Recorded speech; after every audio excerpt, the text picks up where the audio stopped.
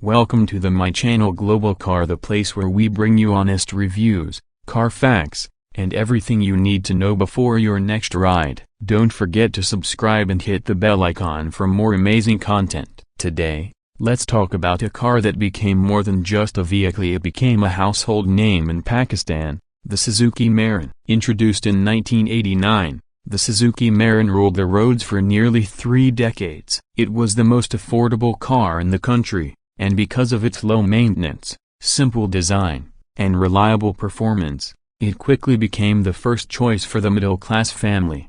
The Mehran was powered by an 800cc engine. It was not the fastest or the most stylish car, but it got the job done. Its simple mechanics made it easy to maintain, and spare parts were always readily available and cheap, is something that made it a favorite for mechanics and car owners alike.